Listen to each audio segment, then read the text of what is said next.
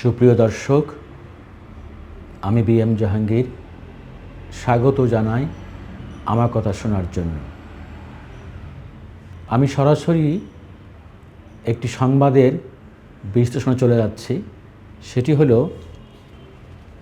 গতকাল মঙ্গলবার আমাদের মাননীয় স্বরাষ্ট্র উপদেষ্টা ব্রিগেডিয়ার এম সাখাওয়াত হোসেন ওনার একটা বক্তব্য, এটা আজকে প্রায় সব কাগজ এসেছে, তো আমার সামনে কালবেলা আছে, তারা এটা ভালোভাবে করেছে।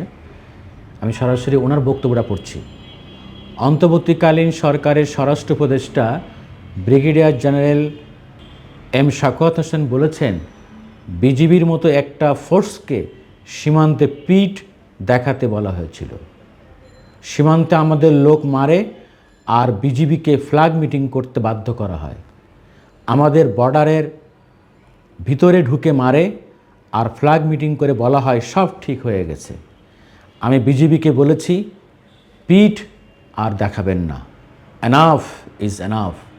আমি মাননীয় স্বরাষ্ট্র উপদেষ্টার এই সাহসী বক্তব্য দেওয়ার জন্য সংগ্রামী শুভেচ্ছা জানাই এবং স্যালুট জানাই যে ওনার মতো এরকম সাহসী উপদেষ্টা আমাদের দরকার, যারা দেশপ্রেমিকের মতো কথা বলবে।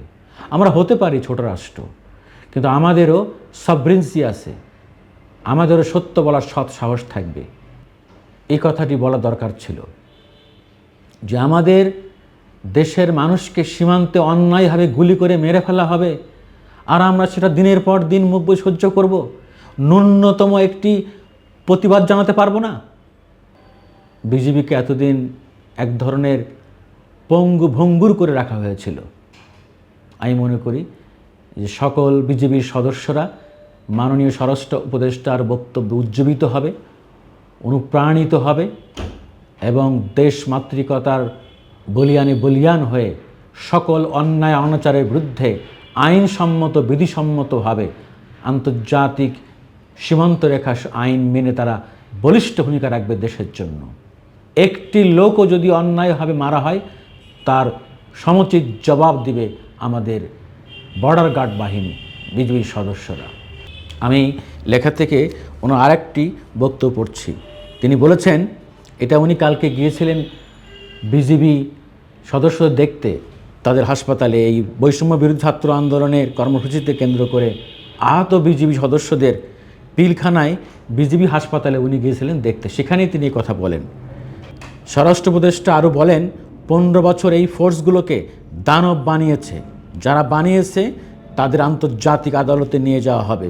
তারা কত লোক মেরেছে, প্রতিটি ইনস্টিটিউশন ধ্বংস করেছে, এগুলো ন্যাশনাল ফোর্স, কারো পার্সোনাল ফোর্স নয়।